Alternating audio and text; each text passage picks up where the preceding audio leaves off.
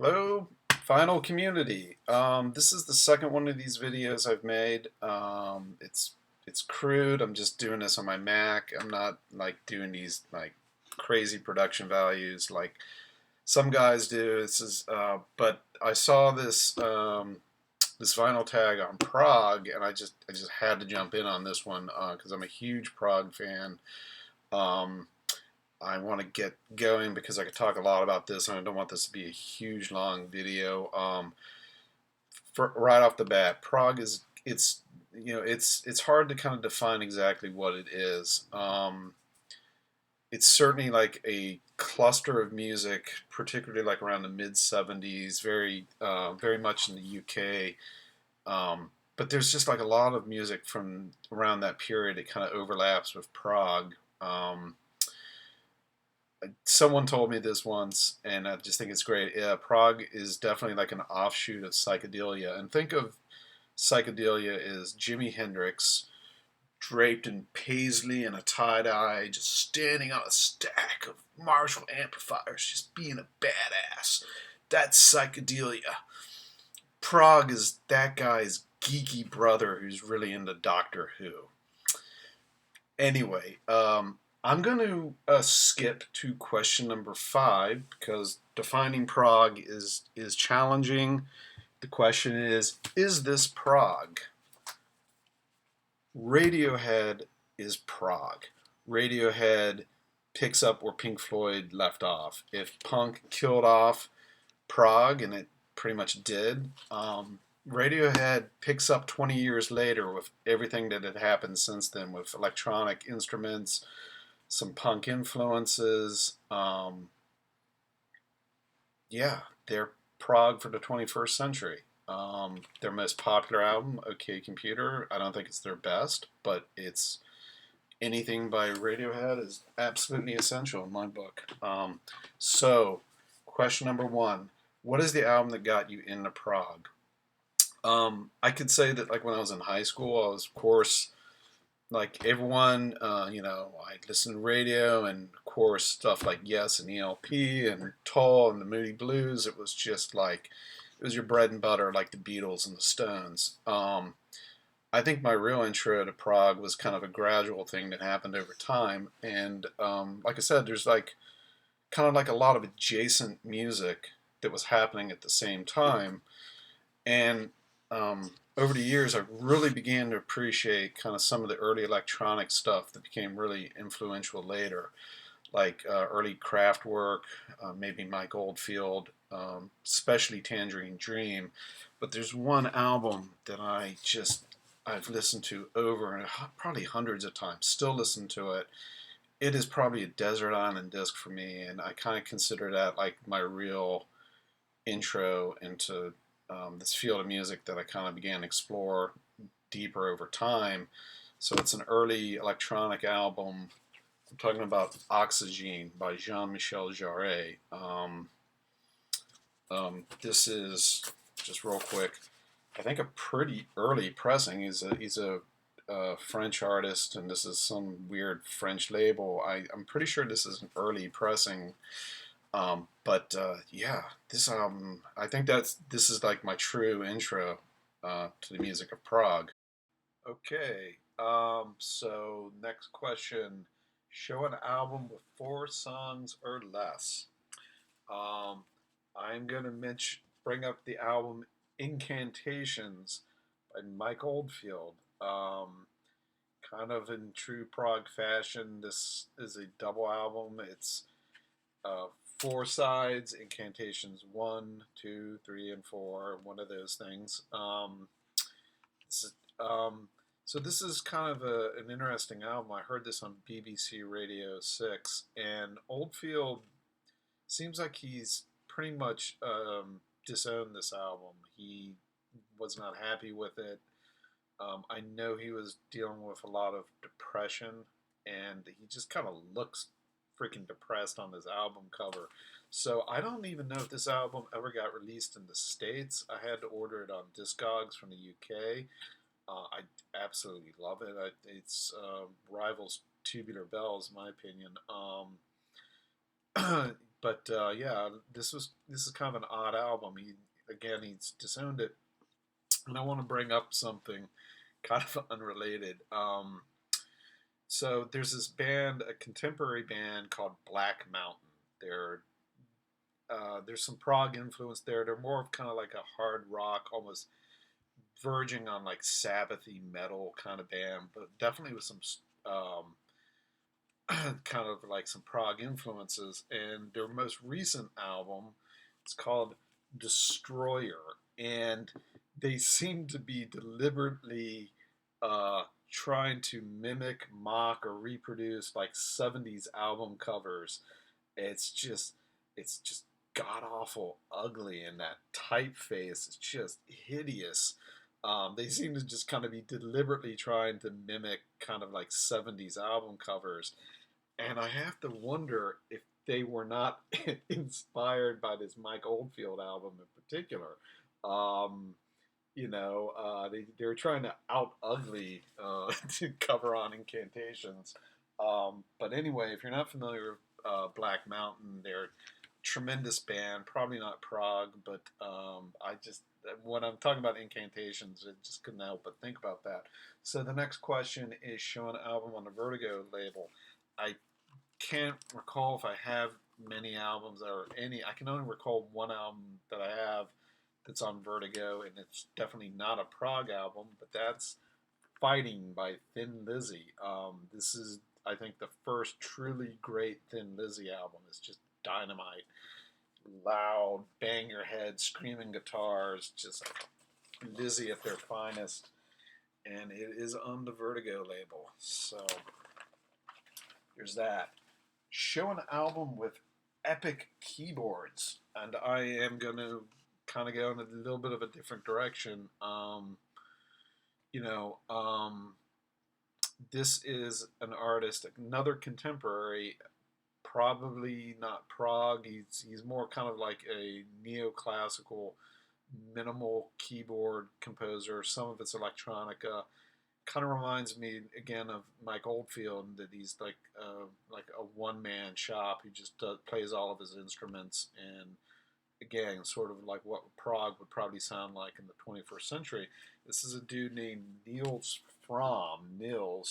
and this is a series of albums called the Encores, kind of minimalist compositions, um, beautiful stuff, and I just want to mention I was lucky enough to see him live a couple years ago at the 930 Club here in D.C. And again, his music's very minimalist. It's just like one guy playing like really quiet piano music, um, and sometimes some other keyboards. And I was just blown away, man. This is like completely minimalist music, and the audience was just dead quiet. No one was talking. No one's on their cell phones. I mean, it was just like the entire audience was just enthralled. You could hear a pin drop in the 930 Club. So if you ever get a chance to see Nils Fromm live, um, or maybe you've never even heard of him at all, but if you get a chance, man, check this dude out. He's also from Germany, and Germany comes up later in this video also. So Nils Fromm. Okay, so the next question is show a prog album from an artist or band out of Germany, and I am going to mention the band Nectar. Definitely Prague. Definitely. I think there's a little. I've heard that they may not. I think they're actually from Britain, but for some reason they were adopted by Germany. They had a huge audience in Germany. Just real quick. Remember the Future is probably their most popular album. You see this album everywhere. You can find cheap copies of that album, like a dime a dozen. Down to Earth, another stupendous album by them. And he did a dynamite double live album, which I think is a little harder to find. This is my very beat up copy. But Nectar's, yeah, they're fantastic prog band, mid '70s. They're still active, and yeah, they're maybe a little more on the hard, heavy side. Just check out this just dynamite gatefold of these dudes on stage, just looking just trippy as hell. And so yeah, I've become a big fan of that band, and I want to mention another German band who's again, no, if Radiohead's Prague, then these guys are Prague also. They're the only band I can think of that really does something that even comes close to what Radiohead does. They're hard to categorize. They might be considered indie or alternative. Some have said shoegaze. Their music's just kind of hard to categorize, and it's like I said, the only band that kind of reminds me of Radiohead, even comes close to what they do. And it's this band I absolutely love. They're called the No Twist. They are from Germany. They're called the No Twist. Close to the Glass. I believe that album's from like 2015 or thereabouts. They just put out a new album, which I haven't even heard yet. Hard to find, I'm sure. This is an all instrumental album. This is The Devil, You and Me. This is the album that got me turned on to the No Twist. So I've never met anyone that even knows about this band. They were kind of championed by KXP in Seattle. I used to live in Seattle, and they played this band, and I think it's an absolute crime that they're not better known. But yeah, another German contemporary band. Again, I think the No Twist picks up where Prague left off in the 70s. The No Twist. Show a Prague album from an artist or band out of the UK. Gonna keep this quick. Definitely like vintage Canterbury scene. The band Gong. This is like the band at the peak of their powers in the mid 70s. They continued into the 2000s when their main members died recently, which is a shame. But anything by Gong is totally worth checking out. A good representative of the famous Canterbury scene. Show a Prague album or artist from a band out of North South America. I'm going to give a shout out to another channel, not really a vinyl community channel, but Sea of Tranquility. I started watching Pete Parda's videos about 2 years ago, and Pete, his area of expertise, he's got just he's really big on like metal, hard rock, and prog, and a lot of what I've been listening to lately is kind of stuff he recommended. He turned me on the Nectar, for instance. But like, he got me listening to a band that I always just kind of assumed was just a joke, I had no interest in. Definitely Prague. I'm talking about Kansas. Man, I hear like a lot of Zappa influence on this album. I've got 2 albums by them. Left Overture, it's one of their more popular albums. What's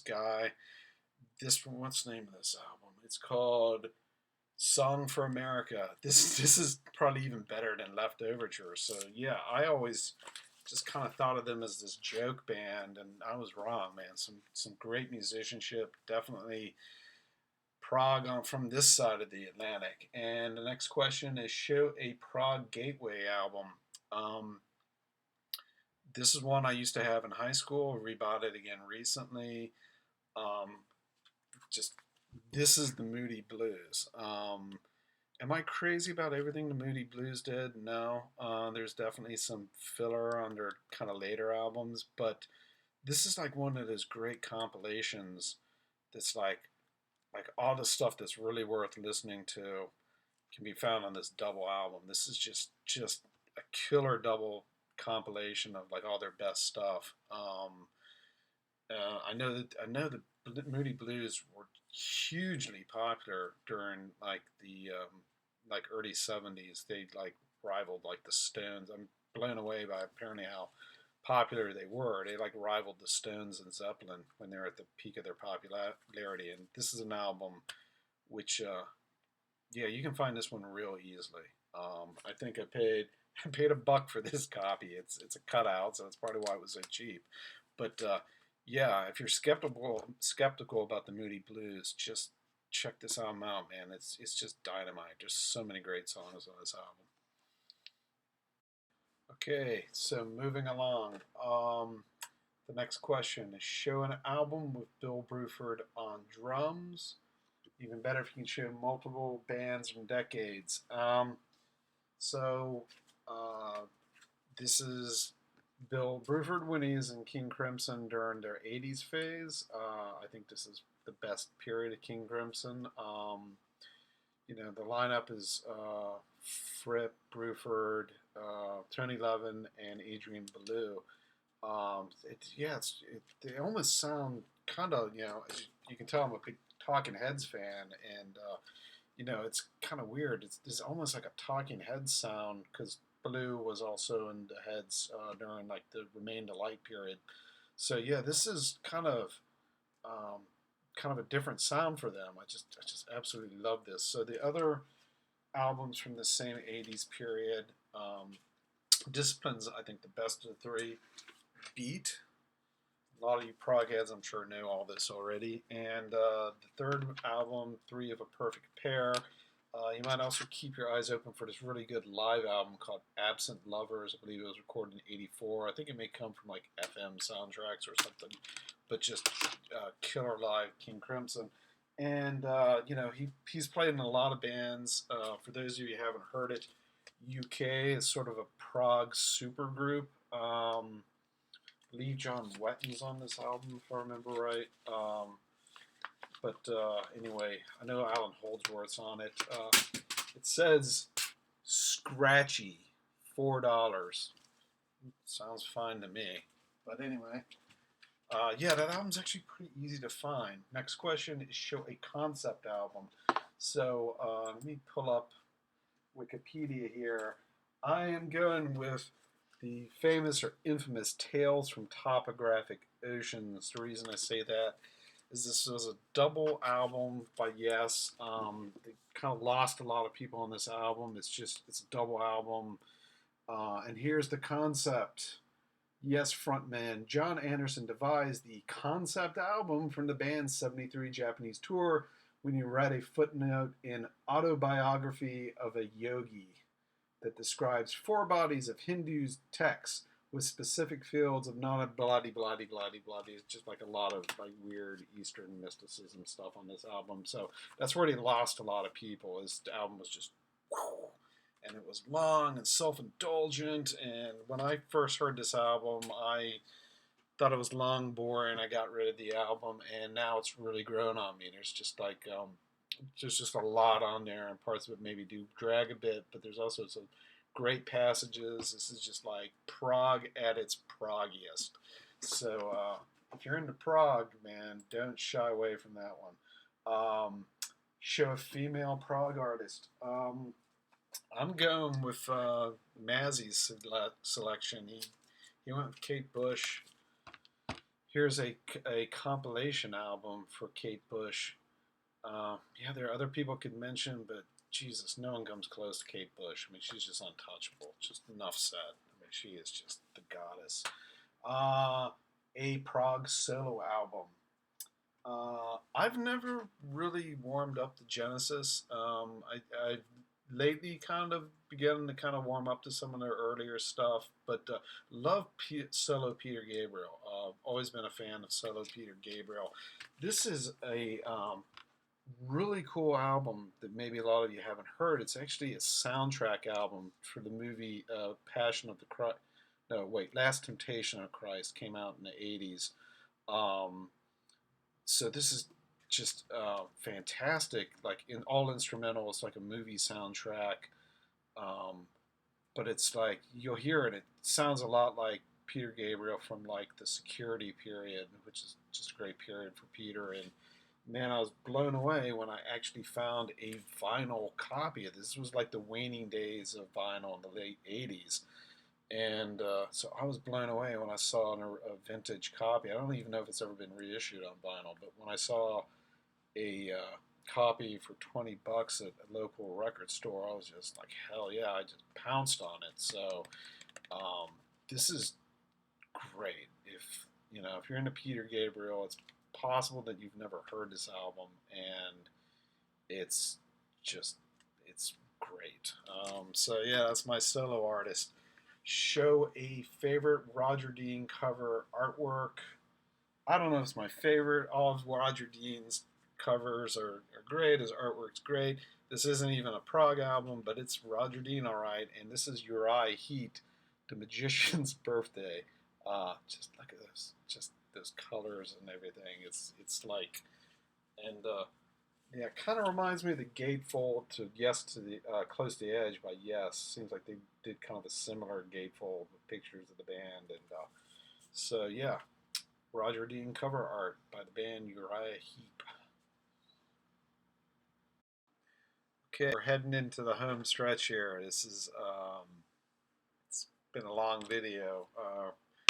Done it in pieces, as I'm sure you can tell. But so the next question, question number 15, show a Prog album released in 1971. I mean, I could go with metal, but everyone's heard that album, and I'm going with a band that's maybe kind of obscure for some people. Definitely UK prog band. Most definitely, I am talking about the band Family. This is their album Fearless. It's got kind of this really cool. This I've never seen an album kind of like this. It kind of does this weird kind of flip out thing here. So Family's very interesting band. They're, musically, they're great. I happen to think this is their best album. I've heard probably about 4 of their albums, or some I haven't heard. The one thing, their singer has kind of an unusual singing style. It's kind of this weird, like, yodeling thing, which might be kind of annoying, or definitely can be a little annoying, but you get used to the dude's voice. Musically, they're just great. Oh, John Wetton plays on this album, so definitely a musician that should be very familiar to all you King Crimson guys out there. But yeah, this is 1971, Fearless by the band Family. Show a live Prog album. I am going to give a shout out to the Prog Nerd. She's got a great video channel. I'm sure some of you have seen her videos. Recently, she spoke very highly of this Welcome Back, My Friends, Show That Never Ends by Emerson, Lake and Palmer, a triple live album. She praised it very highly. She especially commented on the sound quality.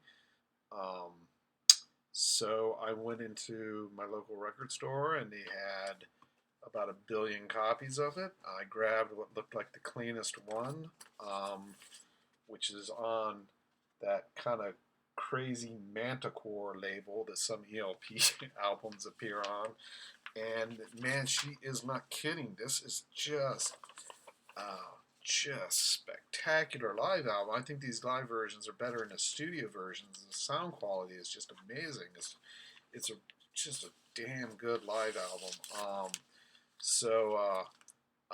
This is kind of a new album to me. I'm just getting familiar with it, but check that one out. Apparently, you can find abundant used copies of that. ELP was a very popular band back in the day. So, next question: show the last Prog album you purchased or were gifted.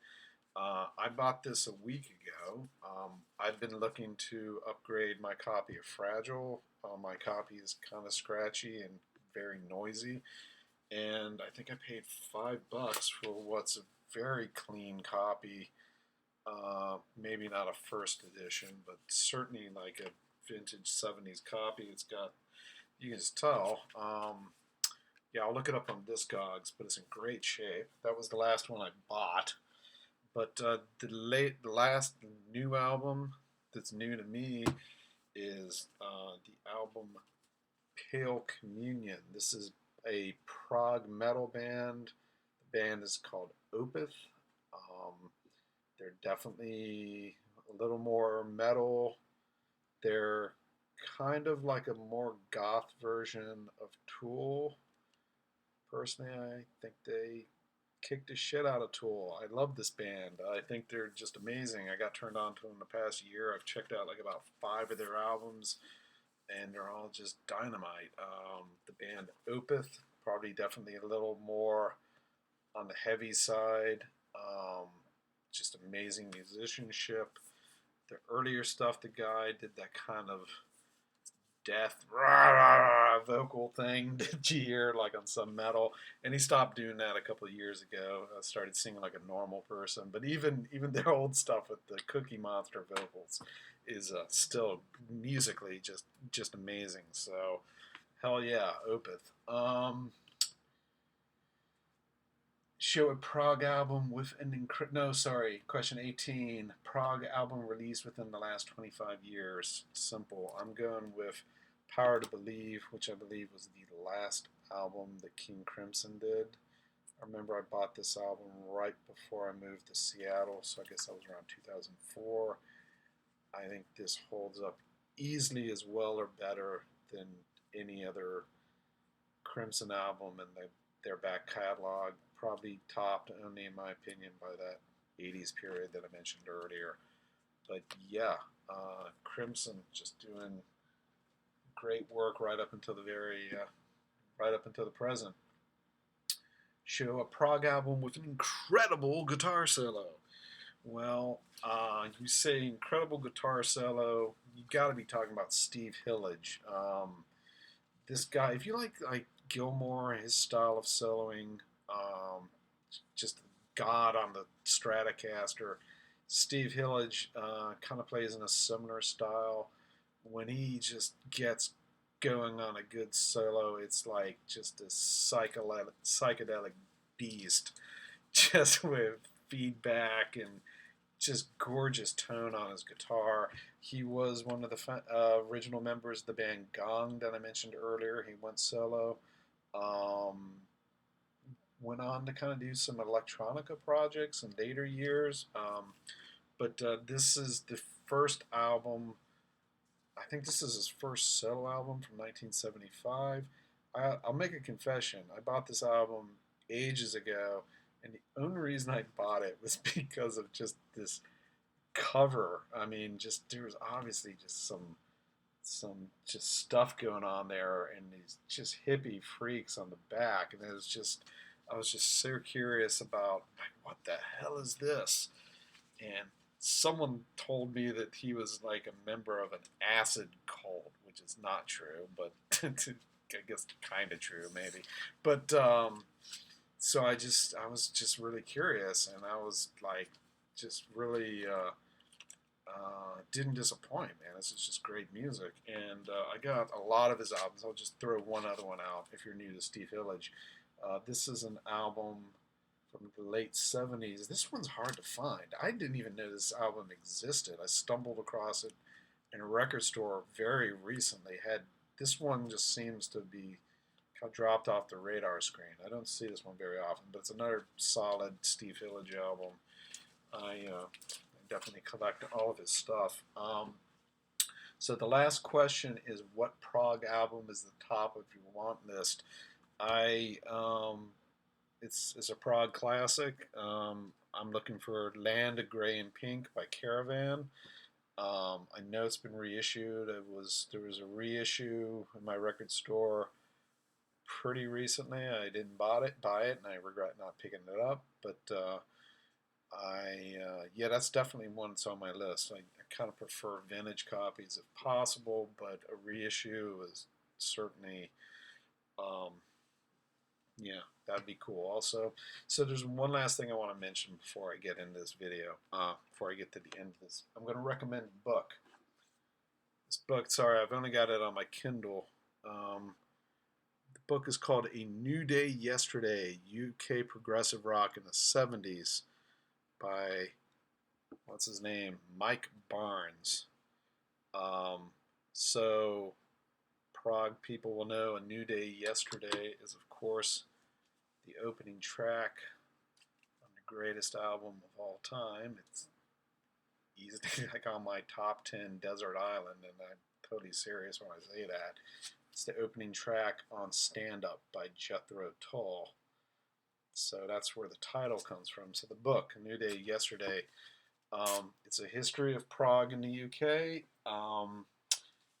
It's a fairly long book. I just tore through it in no time. It's just he covers kind of a brief biography on all the bands, even ones I'd never heard of before. All of your favorites are in there: Gentle Giant, Pink Floyd, traffic. He does a chapter on traffic, but he also kind of goes on, describes kind of some of the other things that were going on at the time, fashion, the drug culture, things that were just going on in the 70s in the UK. It's just a good history of that period. There's a lot in the book about punk's impact on the Prague scene, a lot in the book about the UK music press and how the UK press probably deliberately kind of stirred up animosity between punk musicians and Prague musicians, and there's certainly a recurring theme that a lot of careers ended when punk came along. A lot of Prague musicians, but it's a really good history of music in the UK during that period, not just necessarily Prague music. So I really recommend that book very highly if you're at all into Prague. Again, the name of the book, A New Day Yesterday. Thanks for sticking around for my video. See you guys around. Thanks, vinyl community.